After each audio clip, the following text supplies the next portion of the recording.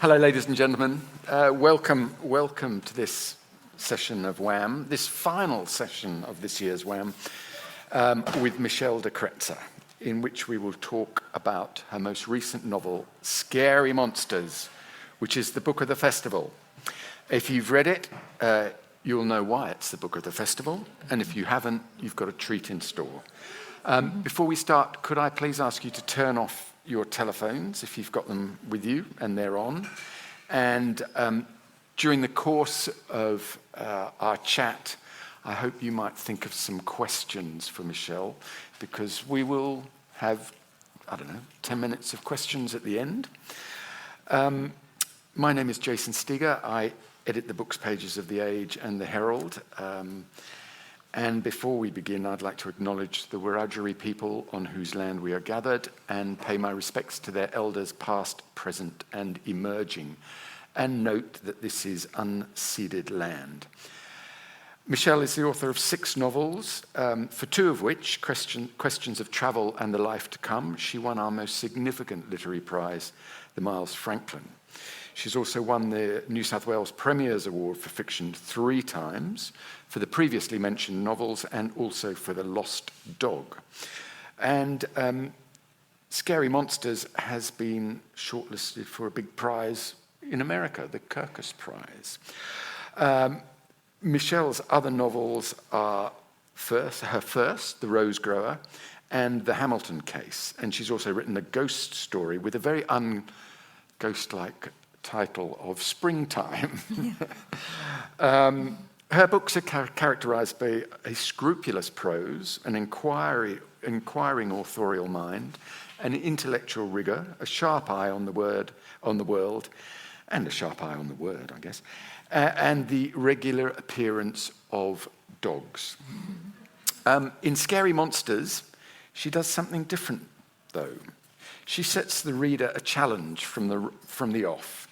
You see, the novel is in 2 parts, one set in France in the 1980s, the other in Australia of sometime in the future. But it's up to the reader to choose with which one to start. Please welcome Michelle de Kretser.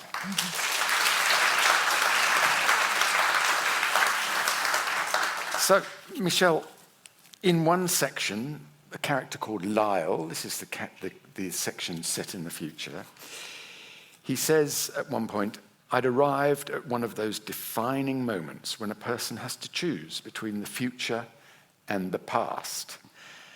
That's the challenge you're setting the reader in a way. Yes, yes, indeed. Can you explain why? Why? The two parts of the one novel and the conundrum that the reader faces? Yes. So, I must also apologize to anyone who was here at the panel I was on yesterday, because you got the condensed version of some of this, and now you'll get the very long version. So I guess that when I was thinking about this novel and thinking about the ideas within it, and I wanted to have this novel that had 2 migrant stories in it. So Lily is an Asian migrant to Australia, although when we meet her, she's living and working in France. And Lyle is also an Asian migrant to Australia, living and working in Melbourne.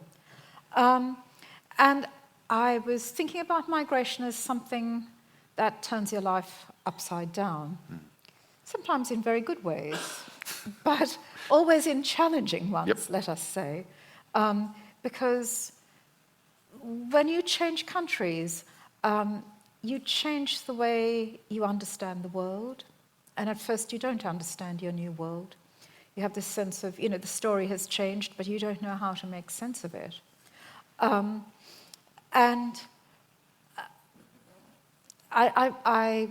that was in the back of my mind, the world turned upside down and not knowing how to make sense of the story. Also going on at this time were a few other things. So my partner is a French scholar, And at that time, he had been working on for a few years, but it was gathering momentum, a book on a group of French experimental writers called the Oulipo. I don't know if you've heard of the Oulipo, but the best known member of the group was Georges Perec, who had a big international hit with Life, a User's Manual. And all the members of the Oulipo, they set themselves some kind of constraint. They play with form, basically. That's the aim of the group as writers. And they set themselves some kind of constraint, whether they're writing poetry, short stories, fiction, whatever. So Perec's book, Life User's Manual, which tells the stories of all the people living in an apartment block in Paris. He chose, so the number of flats in his apartment block is 64, which is the number of squares on a chessboard. So the way he chose whose story to tell next, he took the knight's move as his example. So if he started off in that corner, then he went there, or up there, or whatever. So, in that way. So he was using the chessboard, and there's a lot of other stuff in there as well. It's a very, very complicated novel. Another of his books... He left out an E. He left out the letter E. Through the entire book. Through the entire book. And E in French, as in English, is the most common vowel. So it's quite a challenge. And the book is called La Disparition in French, which means disappearance or death, and in English, brilliantly translated as A Void. And the novel tells of, characters disappear in this novel mysteriously, and there's mysterious conflicts going on. But Perec lost both of his parents during the war. His father was a soldier who was killed, and his mother was murdered at Auschwitz. So the form of the novel reflects the meaning of the novel. So this was also in my mind. Have a novel where the form embodies the meaning of the novel. And then I also had in mind Alice Smith's wonderful novel, How to Be Both, which, I don't know if you remember that, Jason, but that has a double narrative, one historical, sort of 16th century, and one contemporary. And what her publishers did was to split the print run. So in half, half the print run, historical stories first, in the other half, the contemporary one. So completely random as to what ends up in your local bookshop, and you go and pick a copy. And of course, you could start in the middle, but most people start at the beginning. And this is a novel about chance and about time.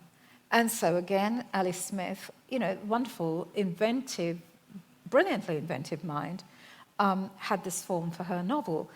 So I came up with this idea of a flip format. A novel that you would turn upside down, and which, the reader would ask themselves when they got halfway through and flipped the novel, this story is completely different. Whether you've started in the past or whether you've started in the future, it's going to radically shift when you get halfway through. So there was all of that. And then finally, I think, and importantly, I was just in a mood to play and to do something different. My 6th novel, and I just wanted to shake it up a bit. And it's also the first one that you've written in the first person, isn't it? Yes, it is. It is indeed. Yes. So both narratives are told in the first person, and this was something I have always been wary of and stayed away from. Partly, I think, because before I became a writer, I used to work for Lonely Planet. And the last job I had there, for about the last 3 years I was there, I was publishing a list of travel narratives.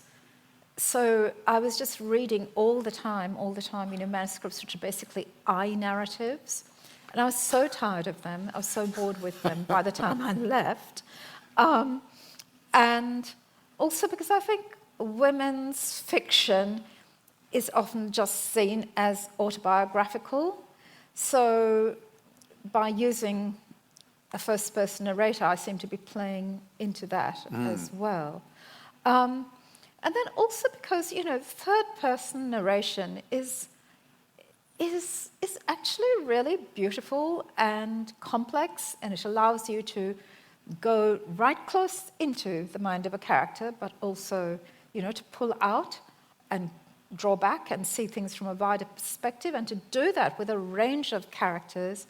And it's a sort of beautiful technique. The omniscient, yeah. the author as God. As God. Yeah.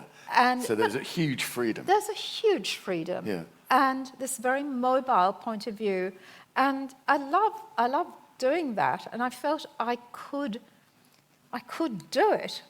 And there is always the danger when you feel you can do something technical that it becomes mechanistic. And this is not a good thing for an artist of any kind. You should beware of what you can do well.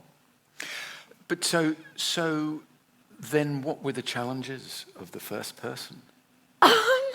Well, I suppose I was just self-conscious when I started writing it. So I started with Lily because she is a young woman and an intellectual, and I felt that her point of view would be easier for me to enter. And I wrote about, I would say 2,000 to 3,000 words, and read it over, and I thought, this is terrible. This is really so bad. And I was quite depressed about it for a day or two, and then thought, but no, I'll just put it back in the third person. It's my safe place. I can do that. So I did, and I spent another few days, it's not easy, to transpose between narrative points of view, but I did it. Yeah. And then I read it over and I thought, this is terrible. This is so bad. And then I remember that thing that I always forget, which is that first draft is always terrible.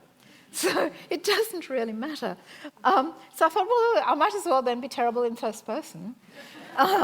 So I went back to that, and I wrote, and very soon I could not imagine writing it from any other perspective. So finding the voice wasn't tricky because you It started was with the voice Lily. because I started with Lily. Yeah. And I am not Lily, but I had Lily's living in France in 1980-81, and I'd lived in France in 1980-81. So I gave her some of my experiences, and many that I wished I'd had. So it was, the voice was not hard, really. It was that just getting used to the first person, which of course, the advantage of first person is it gives a very intimate perspective, and you can really sink into that character, and I hope readers can really sink in as well. And the other thing is that because it's limited, the reader can often see more than the character can. Yes, that's a useful technique. That's useful. Yeah. So, sometimes the reader is reading a different story, a slightly different story to the one the character is living and understanding. Which is very much a technique in some crime fiction, actually, isn't it? Yeah, of course. Yeah. But so writing it in the first person for the first time. Yeah. As the creator of these characters, Yeah. does it actually change your relationship with the characters that you create?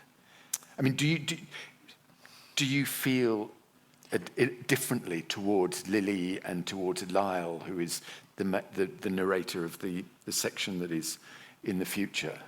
No, because whether they're third person or first person, I've made them. They are my creatures, Jason.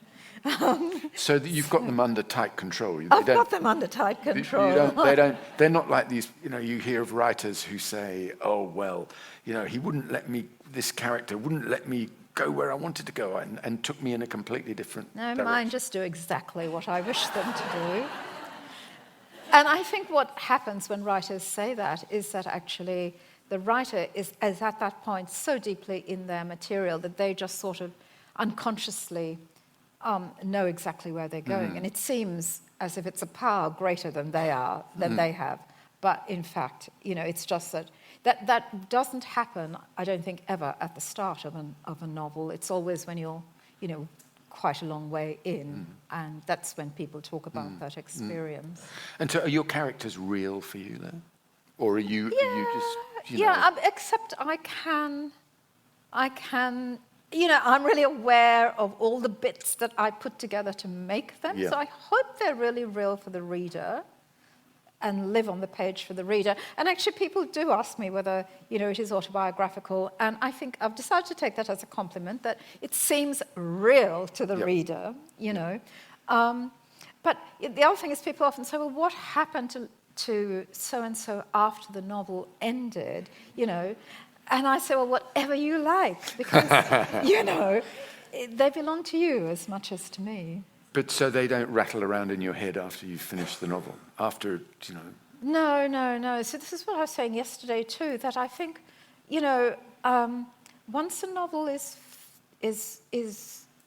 a book, an object, I always have this moment of sadness when that first advanced copy appears, because it's great. There's your book, that thing that you sat with in front of a screen, for so long, and someone was willing to take a punt on it and publish it. At the same time, it's always a slightly sad moment for me, because the novel now no longer belongs to me. It belongs to everyone except me. Yeah. Because the reader recreates the novel, really. And every reader has a different response. Every reader has a different. So have you had much feedback about the split, the split? the flip element of it? Well, the one reader very early on, it hadn't been out very long, said that she bought it, and then she was carrying it out to her car, and she opened it, and then she thought, she went back into the bookshop. She said, "Look, there's a mistake. Half of this novel is printed upside down."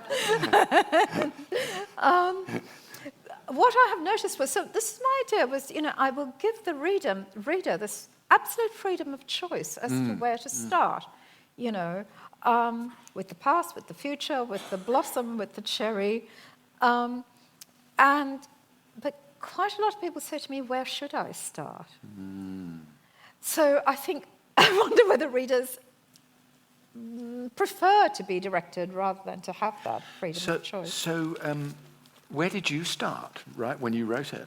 Oh, with Lily, because So you wrote it? I wrote it in chronological order, yeah, definitely. But that was because I felt, it was easier for me to write Lily. Of course. But so when you then went on to write Lyle, who is in an undetermined future Australia in Melbourne. In Spumante Court. Spumante Court, yeah. Which, the reason I had to set this half of the novel in Melbourne and not in Sydney was because in Sydney there is a Spumante Court. And the moment I learnt that, I thought, I want to put that in a novel, but then, so of course, I had to change the city so that these poor people wouldn't think, I want to come back to that because while there are genuinely frightening and thought-provoking elements all the way through the book, there's also a lot of humour in it. Yes, I mean, and the first time I read it chronologically. And then I read it again and read it the future bit first. And the second time, I was much more aware of the humour. Oh, really? Yeah, which I sort of suddenly thought, well, why didn't you think this the first time? It's really weird. It's really weird. And I'm not quite sure why that was. Because it's it's objectively effort, No, but it must. I think it's a failing in me as a reader because it is, objectively, it's funny, it's satirical, it's. But it is also quite a dark novel, so I think absolutely. That's why, perhaps, Well, I suspect I was paying more attention to the scary monsters, the ghastly things that are going on in the world, the experience experiences of Lily in France, you know, Yeah. the racism, the experience of the people, the Algerians she met, the threatening figure of Rinaldi, who lives in the same block as her, but just in the apartment downstairs. But he's there. You're never quite sure. And also you set it at the same time as in Britain, there was the Yorkshire Ripper. Yeah. So there's this terrible sort of, well, not terrible, but there's this sort of atmosphere of threat and fear, and so maybe that's why I didn't pick up on the humour in the first part, and then the humour in the second part, when Lyle is living with his wife Chanel and their children in some years in the future, but the Australia you envisage is pretty horrendous.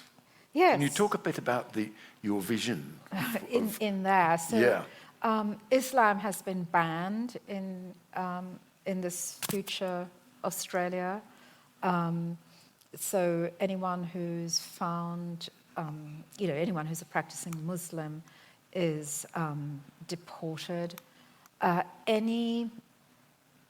Anyone with a migrant background going back 2 generations, if they're convicted of a crime, is returned to their homeland. And the elderly have become, there is also, a sort of permanent fire zone. And the temperatures are, in summer are sort of well over 50 degrees. So they're wearing factor 101 or something like that. And then the elderly have become numerous, and therefore they're encouraged to have a joyful occasion and end their lives. It's called the amendment, isn't it? It's called the amendment. So the existing assisted dying laws have been amended to make the process very easy. There are no more safeguards in there, and this solves all sorts of things like the housing crisis, and boosts the economy because people inherit money and start spending, and the economy is in a bad state because there are sanctions against Australia. All of this, I should say, was also written under the previous federal government, where I could just sort of see this stuff coming like Christmas. And the end of Lily ends with what I think of as a wonderfully hopeful event, which was the election of the socialist government under Mitterrand in 1981, the first time France had a left government, a socialist government, since before the war. And it was just this huge thing. So I was there when that happened, and it was this just fabulous it must have been amazing. Moment. Because, there was Thatcher in the UK, Reagan in the US, but there was this sort of, wonderful, the left was not defeated, not in Europe at any rate, and it was this sort of great message of hope. So one of the things I was hoping was that people in Australia reading the book would think about, how hopeful change could be enacted at the ballot box. And I'm glad to say that did happen in May. It's clearly your book has had a huge It's impact. had a huge impact. Oh, look, it wasn't the floods or the bushfires or anything like that. No. But the vision of the future is also one where brands and consumerism seems to be taking over. Yes, absolutely. So it's it's a hyper-capitalist society, and consumerism is encouraged. Lyle and Chanel renovate their house every 7 years because they think that that's the Australian way. What do they say? Household debt and home improvements are key Australian values. Yeah, Yeah, that's a good line. Wasn't it? It's a good line. You wrote it. And so, and there are children, or adults who have whose names, proper names, are brand names. So there's Chanel, there's IKEA, there's Prada, Nike, and so on. Yeah. So it's, just these people's inner worlds have been invaded by the language of advertising.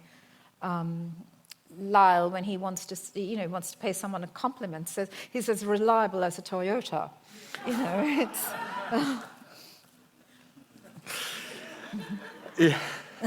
Love a Toyota. But so you do drop a hint, don't you, in the future as to the relationship between the two? I do, but I only see it as a possible relationship between the two, and it's up to the reader to find it and then to decide whether there is a link between the two books. Because one of the other things I wanted to do was to, have this idea of, for the reader to ask themselves, what is a novel? What makes a novel? So when we think of a novel, I think usually we would think of a single continuous narrative. That it also has continuity of style and tone and, time and so on. And so I thought, well, how much of that can we strip away? So here I've got something that has got two halves, and they are pretty much exactly the same length, because I didn't want to give one more weight than the other. And one's in the past, one's in the future, and they are quite different in tone because they're narrated by characters who are very different people. So they're stylistically and tonally different. And I want the reader to think about that. Is this still a novel? I mean, I absolutely think of it as a novel because it was conceived as a whole. But when we consume anything, and cultural artifacts are no different, we're always encouraged to just consume without thinking, for consumption to be something smooth, that goes down smoothly. Yeah. And I thought, well, I'd like this to be a little bit of grit, something you sort of have to chew on a bit. It's not just a sort of, I don't know, a banana smoothie or something. It's interesting. You've published this as a flip book. I mean, I noticed that Cormac McCarthy has got 2 novels coming out. Oh, look, he's just that's pathetic, isn't but it? One's coming out in October or towards the end of October, and one is coming out towards the end of November. Which is a sort of That's terrible. How dare he be so prolific, apart from obviously taking that idea. Yeah, well, clearly. But again, it's thinking about form and what the novel is and unsettling readers. Do you? I think you read one the way he's publishing it. You read one and then the next one.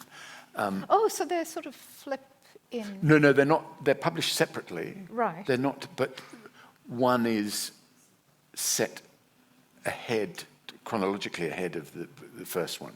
Okay. My recollection from having a look at it before I sent it to somebody to review, or sent them for somebody to review. And sorry, no, go on. Well, I was just going to say it's an interesting, and that will be unsettling in a way for readers, I suspect. Yeah. I mean, unsettling in a good way. Yeah, because it's to provoke. So. It's to provoke thought and some interesting. Yeah. And that if you do read it one way and then another way, that it gives you 2 different novels, really. Absolutely. I mean, I found it very hard to articulate to myself quite why I found the experience of reading them the other way. Yeah. Why I found it so different. And as I said, I seemed to be more aware of the humour the second time. Because I was thinking of scary monsters. And the themes of the book, I suppose. It's interesting to me that at this moment, so many writers are playing with form. So many novelists, if we just confine ourselves to the novels. So, I mean, if we just confine ourselves to Australia, Sophie Cunningham's just published a book that blends, historical novel, metafiction. This is this book, This Devastating Fever. Playing with form. It's partly about Leonard Woolf, but it's also about someone who's writing about a novel about Leonard Woolf, and all sorts of sort of games going on there. Christos Tsiolkas had a book called 7½, which came out about a month after that, after Scary Monsters, in which, again, there's a writer, and the book he's writing forms part of the novel, I think. So again, sort of metafictional. Michael Winkler's self-published novel, Grimmish, is a commentary on the writing of the novel with footnotes and reviews and all sorts of things. And I wonder why. It's interesting because it's sort of around 2022, which is exactly a century after the, modernism's Annus Mirabilis, where we had the publication of Ulysses and The Wasteland and Jacob's Room. And the sort of big milestones of modernist literature. And so I don't know whether writers are sort of have that in their minds. I think there's partly also a sense that the novel has always been seen as a form that has a direct relation to the world.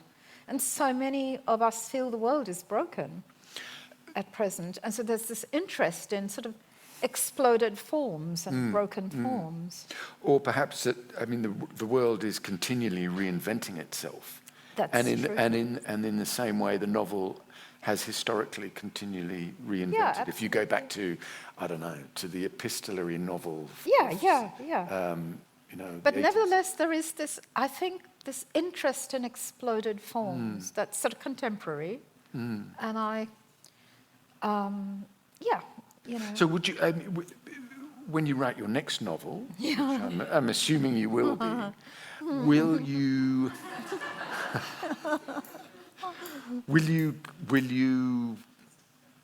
play with the form again? Would you stick to? Would you write in the first person? One novel. Yeah.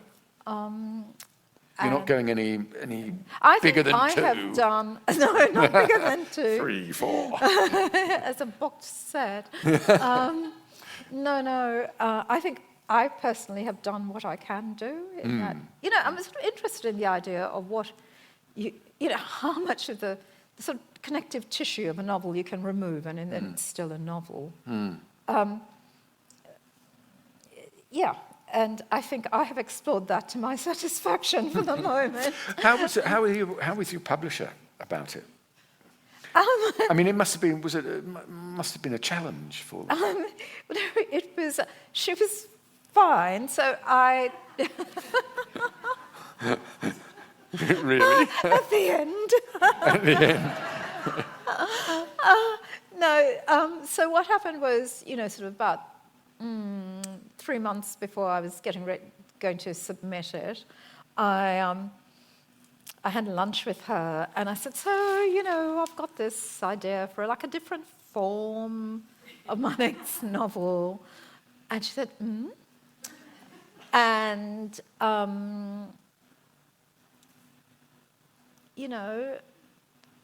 said, so I'm just thinking about like a different way of publishing. And I saw the fear rise in her eyes, and she said, you want it in a box, do you? And I went, no, it's just, this flip format. And really after that, because I didn't want it in a box, I could have said anything, really. And she would have been so relieved. Because, she's thinking of that novel, who is it? Is it B.S. Johnson? It's one of those writers who had a novel that was loose leaf in a box. Oh. And the reader so that's exactly what she was thinking. Disaster, she was thinking. Look, I think she probably had to talk to marketing a little bit about it, but I'm very grateful to Alice Smith because I think the success of that book meant it smoothed the way in all markets for my book. The big discussions that had to happen were around the barcode. That all-important marketing tool, the barcode. This is how consumerism affects art. So in Australia, they've got it on the spine. I think in the UK they've got it on the inside flap. Maybe they've got it on the spine. But the big problem came in the US, where American barcodes are gigantic. They're like everything else in America. They're huge and excessive. And I'm published with a fairly small publisher there who are distributed by Penguin Random House, and Penguin Random House refused to put the barcode anywhere except on the back of the book, even though it was explained to them there is no back of the book. And so what happened there was a compromise where in half the print run, it's stuck on one side. It's still a flip format, but it's on the cover of one side. So I'm assuming that the people who buy that edition will will treat that as the back and start at the other end. And in the rest of the, it's the other way around. So, yeah. Well, it works. It works fabulously, I think. I was thinking about this morning. Actually, somebody sent me a little joke on the, and it's just somebody's given your relationship with France and the French element in here and the nature of the book. Somebody he said, I'm looking for a man with a French accent. His name is Philippe Philop. Okay. And I thought that flip-flop. it worked. That's a terrible joke. I know it's a terrible joke, but it just made me think of the flip pick anyway. So. Oh, I should also say, sorry, just on the format thing. So I felt so sort of pleased and thrilled with myself for having come up with this format. I mean, quietly, modestly, thrilled. And then, words started getting out. And a few people said to me, with a kind of, gotcha. But have you read Carol Shields' Unless? No, it's not Unless, it's something, Happenstance. I said, no, I haven't read Carol Shields' Happenstance. I said, that's a flip book. Oh, well, I didn't know that. And I haven't read it. It's from about 1990, and I can't, sort of get hold of it easily. But I did the modern thing and Googled it, of course. So I feel I've read it. And I also consulted various Canadian friends at once, who were very reassuring. So Carol Shields' Happenstance is indeed a flip format, but it consisted of two novellas that she initially published separately and then put into a flip format. That's not the same thing. That's not the same thing. Thank you, Jason. Definitely not. She's not challenging the form, really. She's not challenging the form. She's publishing two novellas together. Well, yeah. I mean, one tells the story of a marriage from the husband's point of view, the other one's from the wife's. So it does turn your idea. But she did do them separately first. Yeah. So, Michelle, I mean, I want to ask you about dogs. Do. Because there are always dogs in your books. Yes. Always. Yes. Poor Alan in Poor Alan. Alan is such a great name for a dog, don't you think? I just love that. I want an Alan in my life. So I also want a Reg. A Reg. Reg would be good. Reg would be fantastic. Now, somebody I know has got a dog called Gunter. Oh, well, that's okay, but I prefer Alan or Reg. Okay. So, Dennis is another one I'm toying with. I had a cat called Dennis. It's fantastic. Yeah, it was fantastic. Brilliant. You have a dog at the moment? No, I don't actually. We are I'm dogless. Shocked. Well, so we had this thing of, adopting old rescue dogs, because they're the sort of remains in the remainder bin. And, and they're wonderful animals, but they they're old and they've usually not always, but often not had the happiest of lives and the best of sort of treatment. And so they then tend to die fairly soon and also to cost us a lot of money in vet bills. But we lost 4 dogs in 6 years, and I just cannot. The last one was last year, and I need a break. Yeah. God, you know, we weep for them for months, and I just can't. Well, you've had... Yeah, I mean, I had my dog... the end times are it's ghastly. It's ghastly, and I took him... horrible. I had to take him to, you know, for that final, well, like... in the book, and I don't think I could do it again. No, well, that's the 5 thing. years ago. It's so hard. So hard. The vet actually said to us that she had to, at one stage, take sort of 6 months off work from, you know, because she just couldn't face that. Yeah, and you know, yet it's a gentle death. It's a, you know, I think these dogs have had bad starts, but we give them good ends. And isn't that the way to go? Isn't that what we all hope for ourselves? Of course. A gentle end. And yet for those witnessing it, I'll cry in a minute. So No, it's sorry. It's dreadful. I mean, I do, what Alan goes off with in a happy, and yes, they do. The vet, we're getting the treats here, lovely, and then, I know, oh dear. I know. Anyway, before I start weeping copiously, why do dogs always figure in your books? I mean, even in in Springtime, there's a dog. Yes, a crucial role played by a dog, 2 dogs, in fact. Well, because all my characters are really invented and all my dogs are drawn from life. So all my dogs have made it into my books, which I'm pleased about. It's a way of remembering them. Yes. And you dedicated, I think... the lost dog, my dog. To Oliver. To Gus, who was the lost who got lost. Yeah. So, you know, and was found again, happily. Yes. But I won't say what happens to the dog in the book. You need to read that to find out. I wanted to ask you, because you said it's not about... You give Lily... to a degree of your experience in France. But, I mean, with the first-person narrative voice, that encourages people to see...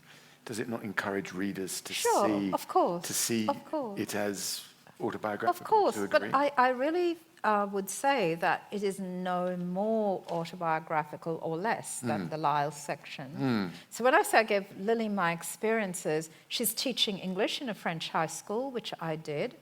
But, you know, it's all the sort of political and historical events that happened at that period. So, of course, I witnessed those as well. And that's what I give, you know, what Lily and I have in common. But, you know, I didn't live in a flat with a creepy neighbor. I didn't do various other things that Lily does. And, Yeah. And... I didn't have the friends. You know, the friends are all invented. When... I mean, I said that the humour of particularly the first section was something that I'd not... I mean, I was aware of it, but as I said, I was concentrating more on the themes of the book. But can you tell me about writing the humour into this book, which is, as you say, it is a dark book. I mean, Well, I guess... How did you approach this? Well, one of the things with the Lyle section was that, you know, so Lyle wants, above all, to be bland and to fit in, to fit in. So there is a challenge to writing a bland character that the reader, but to still engage the reader's interest. So, because, you know, really, character is always at the heart of story, I think. I mean, if you have a character whom the reader is interested in, they don't have to like the character, but they have to be interested enough to keep turning the page. So one way of just trying to liven up the Lyle section was to make it both horrible and funny. You know, those two things. So at times, I hope the reader is not quite sure, you know, should I be laughing? Should I be just aghast at what's going on here? So that's another way of unsettling the reader. It's another way of unsettling the reader.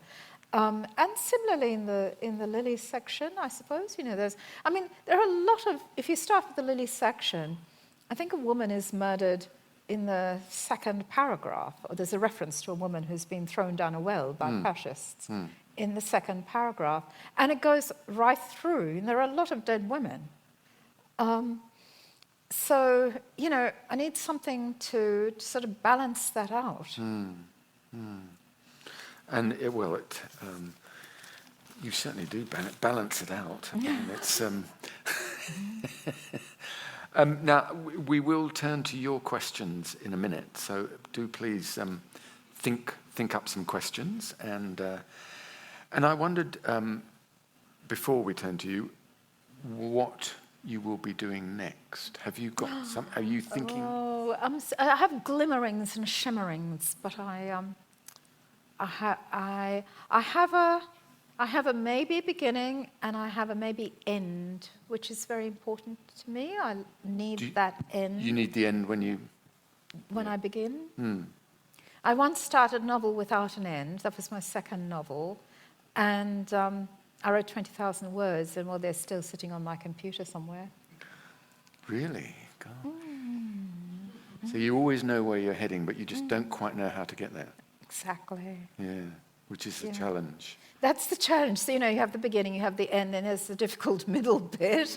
So do you begin with the characters? Do you begin with the characters, or, you know, with this book, did you begin with the notion of scary monsters, or did you?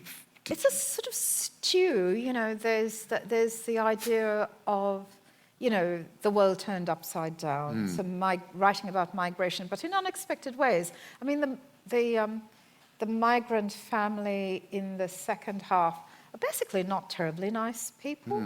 You know, you can feel sorry for them because they've really sort of interpreted Australia in a particular way, and you can understand where that comes from. Yes. But they're still behaving often in ways that are deeply unpleasant, I think. So I wanted to, you know, sort of showing, you know, there can be a kind of sanctification of migrant characters in Australian fiction written by non-migrants.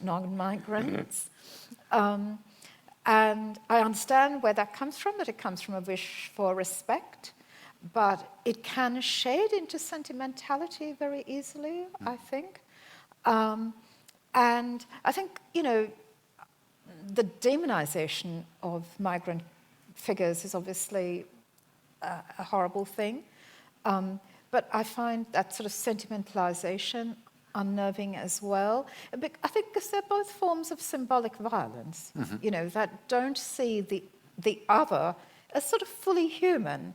And the right to behave badly, to do bad things is also, you know, a human right, really. You know, people are complex, people are faceted, people are very seldom, you know, all bad or all good. And that's what I was trying to show. How did we get onto that? Forgotten. Anyway. People are flawed, aren't they, really? People are flawed.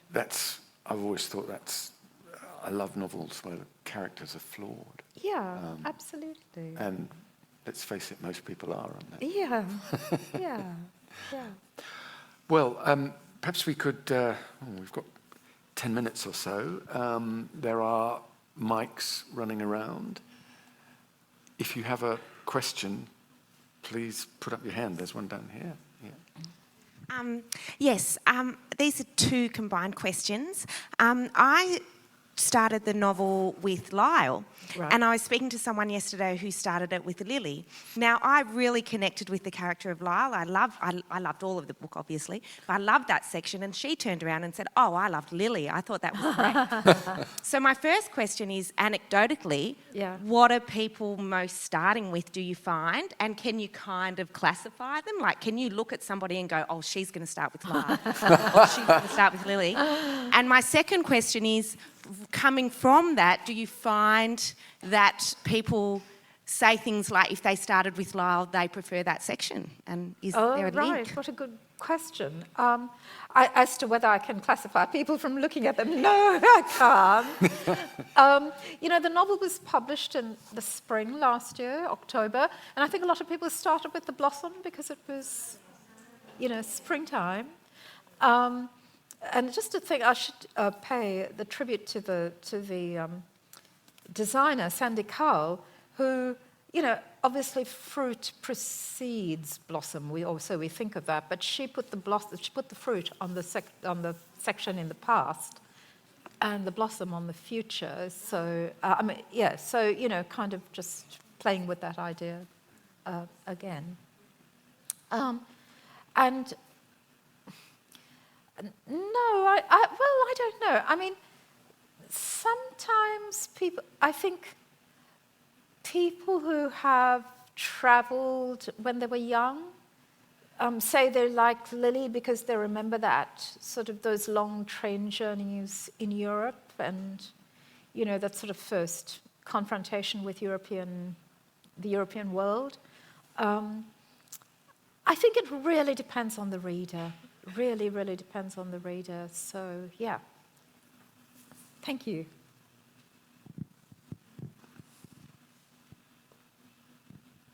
Oh, thank you, Michelle. I really love questions of travel, and now I'm reading Lily's story. Thank you. And I'm thinking about this playing with form, and I'm thinking about your writing at the level of the sentence.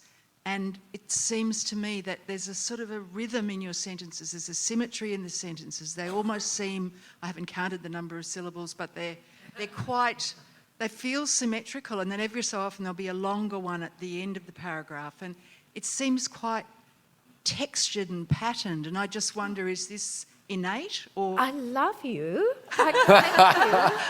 Thank you so much. Someone who notices the sentences. You must be a writer. Are you a writer? I am a writer. Yeah, of course. Yes. Of course. Yeah. Thank you for that. I really love sentences, and I love writers who honour the sentence. And I pay a lot of attention to my sentences, and I think there can be all sorts of fantastic... I don't think there's any one rule for sentences. You can have short sentences, long ones. I think it's good to mix them up. I always love, someone like Patrick White, who writes fabulous sentences. He will often have a sort of, an Australian vernacular word next to a very sort of Latinate word. That kind of contrast. One of my things is that I will always end a book or a narrative or, half a book with a monosyllable. Because a monosyllable, and often also at the end of a section in a book, because what that does, a monosyllable, English has, because of the rhythms of English, it can be very punchy. And a monosyllable at the end has a kind of, it shoots the bolt home. It kind of locks the sentence into place. You can check, he doesn't believe me, obviously, but it is true. And so, I do really pay attention to sentences, because I think that, really, what is a novel? A novel is a collection of sentences. And I really believe this too. You see, I'm getting excited talking about sentences. That if you take care of the sentences, all sorts of other things take care of themselves. So you trim away the fat from sentences, And you trim away unnecessary sentences, and it gives a wonderful swiftness and lightness to your prose. Okay?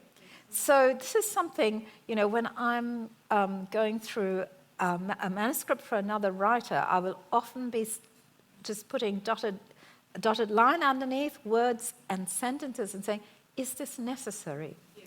Just, is this necessary? So I'll give you like a very common example of two things. In dialogue, where people have the character saying something like,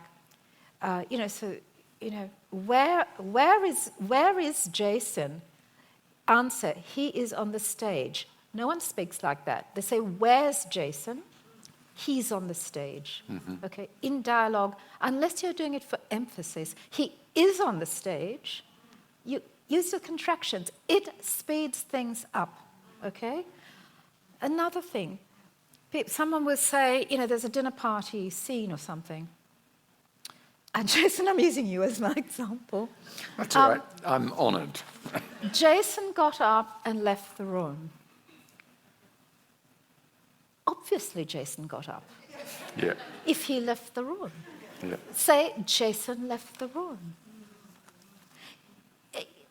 You've just taken out an unnecessary bit of a sentence. So that's swiftness.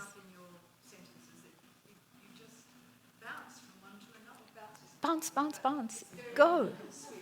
Yeah, so you want your narrative. This doesn't preclude depth of thought, okay? But it aerates your prose. It really does. So, I think that's really something to watch out for. And I'm sure I dare never look at anything I've written because I'm sure there'll be unnecessary things in there. But at beginnings, so links between paragraphs, like at the start of a new paragraph is often where a writer will put in an unnecessary sentence. Why? Because she's explaining to herself the connection between the two paragraphs. Take it out. Take out that first sentence in the paragraph. Trust your readers, they will do the leap. Yeah, exactly. You can often delete the last paragraph of your book. You can often delete the first. So, yeah. That's really interesting. That was a great question. Yeah, thank you so much. Any more great questions out there? Sorry, I don't know that it's a great one. I'm sure. But you referred to your book as an object, and it's not very often that you hear, or that I hear, a writer think about or talk about being conscious that their book is an object and not just a story. And so I was curious as to whether the idea of that you're creating an object plays into yourself as an artist, but also because I'm curious as well, the idea of giving the reader the choice of where to start. How did you solve that digitally, publishing the what a good question. So I'll answer the second question first. Basically, my publishers just copied what Ali Smith's publishers did, so thank you, Goddess Ali. They say something like, this book was designed to be read in either order. Who decides? I think the question was, who decides which order a story is to be read? You do. This book was designed to give the reader the freedom to start wherever. So, although it's in digital form, you may choose to start in halfway through.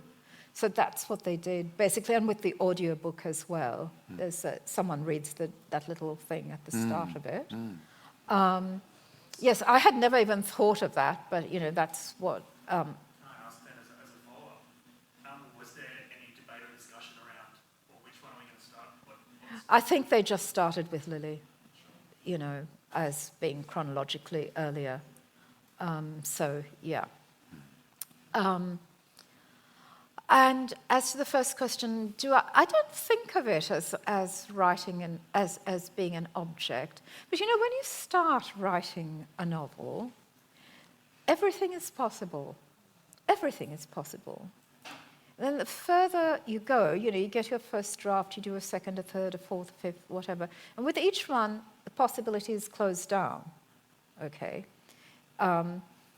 You're refining and refining and refining that first draft. And then it's finished.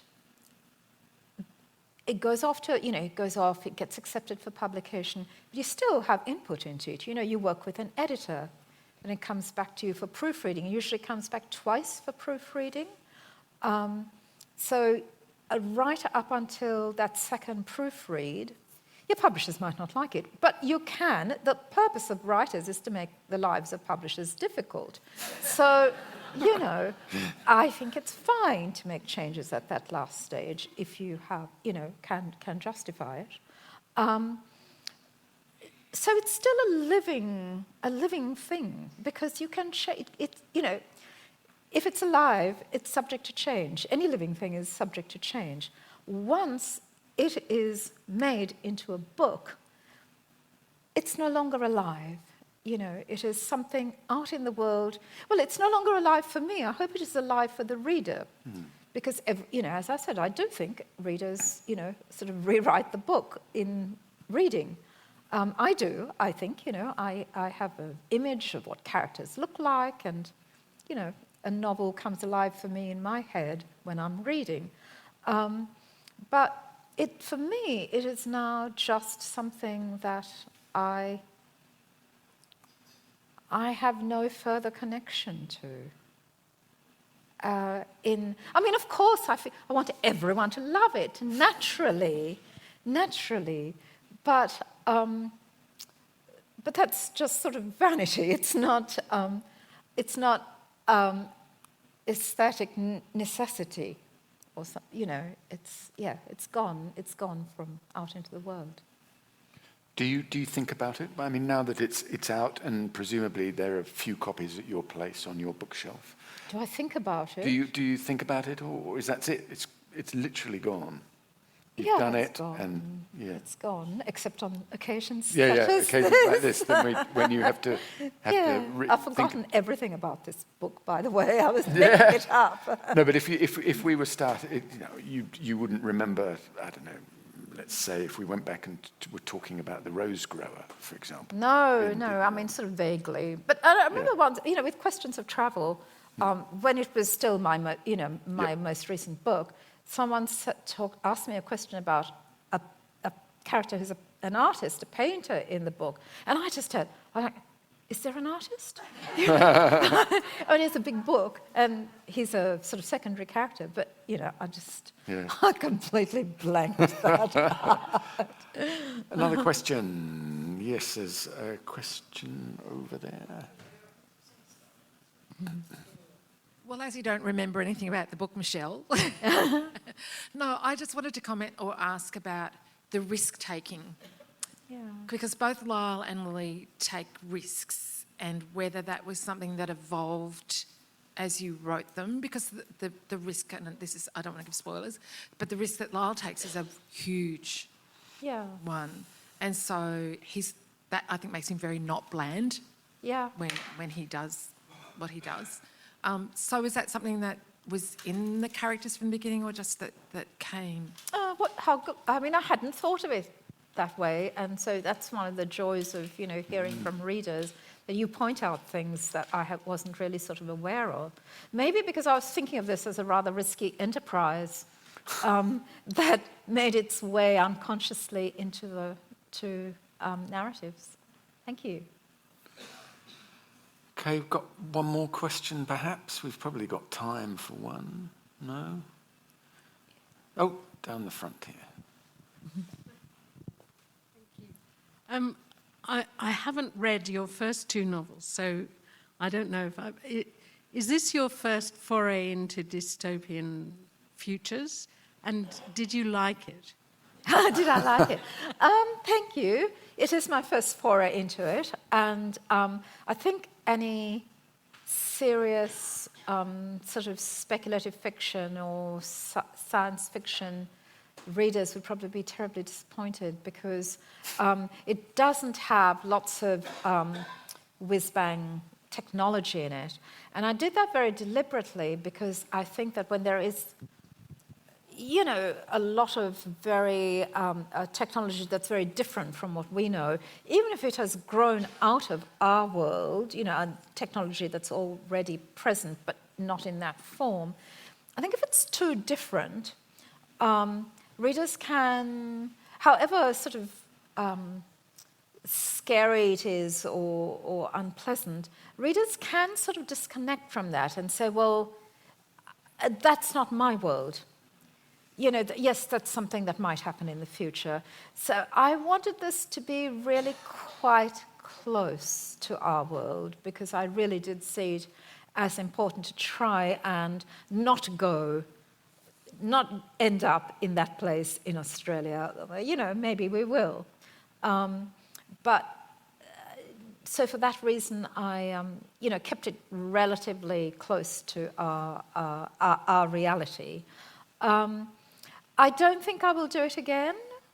I think I'm someone probably basically who is very interested in history and the kind of so history as the past, but also history as a sort of, if we think of the, you know, big contemporary events and the kind of collision of the individual with history, you know, the self and the world, what happens when those two things come up against each other.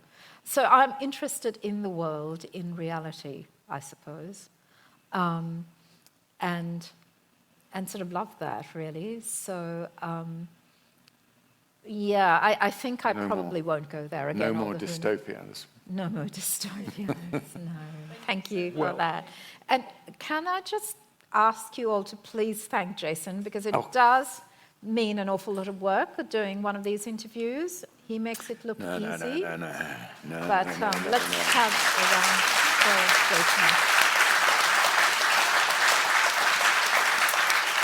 Jason. That's completely the wrong way round. I think we should thank Michelle for all her novels and this one, which you really should read if you haven't read it. And please join me. You're very naughty. Thank you. And Michelle will, of course, be signing copies of Scary Monsters outside.